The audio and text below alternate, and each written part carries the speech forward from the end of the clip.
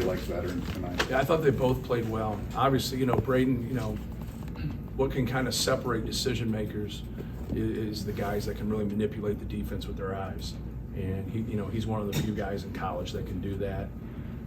Just knows where people are on the court. Obviously, it helps when you have a great center like Zach and you have a lot of skill around him. And then Fletcher is very confident. Really looking. Other night they just played Zach one-on-one and they stayed with shooters, and sometimes you just don't get as many looks, but just try to talk to him about being aggressive, looking for his, taking when it's there, but also using his dribble some. But yeah, both those guys are confident, and you just got to kind of stick with it when you kind of work through things. And obviously playing, Marquette, West Virginia, and now, playing Gonzaga, you can kind of see it with them, that they believe in themselves, and you just need to keep getting experiences and getting better. Matt, why was your half-court defense so effective? We tried to just, put Zach on the other big and just clog it up. Mm-hmm. It's really it's kind of our version of a zone. When we don't guard somebody, and there's some risk involved. There's a lot of risk involved. You kind of see that when Ben Gregg came in and made a couple shots there at the end. Hickman makes a couple shots because we run and try to double sometimes when maybe it's not traditional. But after you watch Drew and how effective he is and how good he is, you got to do something. You got to do something. You just can't sit there and watch him wheel and deal. And when we did it, I thought Drew made some passes that he doesn't normally make driving. He's a very good low post passer. But when he drives a lot of times and he spins and plays, he draws fouls, he scores, but he's not a passer at that time. I thought he made 2 or 3 passes in the first half that were really exceptional. And that's what we wanted to do, and it was, Hickman had us really close to changing some things because he obviously knocked some shots down. But we knew we were going to have to live with some guys and just try to keep the ball out of the paint as much as possible. Even though when they went to that ball screen, we were going to kind of live with Drew working the seam, shooting floaters. We just didn't want him to get all the way to the rim. If he could make like that 8 to 10 footer as a floater, we were going to live with that. We just wanted to stop the rhythm threes from the guys like Bolton, Swather, Malachi Smith, and then just make it happen and just kind of, so. If we played him and did the same thing, I don't know if we would have as much success. It's one of those things where, it can go against you too. Did you learn anything about your team today in this game? Not really, to be honest with you. Obviously, we beat a very good team, but our guys are competitive. They're fun to coach. They get along. They're out there playing with a purpose, and that's what you have to have.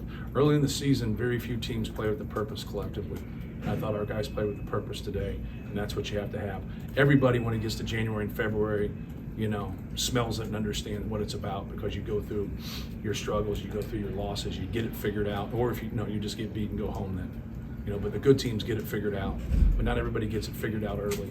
But I thought our guys, did a great job today just playing to win and making the extra pass and sharing the basketball. Matt, I'd like to ask Zach, where are you collectively better defensively, do you think, or different than you were? Yeah, we're better in terms of following a scouting report. So if we scheme something a little bit different like we did today, they stick with it and follow it and then help each other. I think that's where we're different more than anything, or just better, I should say. This is the job you did on the defensive rebounds, limit them to one shot, and finally closed out possessions by rebounding the ball. Right, yeah, and we sub, and those guys are good players. Trey Kaufman, Wren, and Caleb Furst, they'd be playing 30 minutes a lot of places. They're really good. So just wanted to keep fresh bodies out there, but I thought our front line was good. Brandon Newman was a great defensive rebounding guard and got in there and got some defensive rebounds for us also. But I just thought collectively we've worked on it. Marquette out-rebounded us.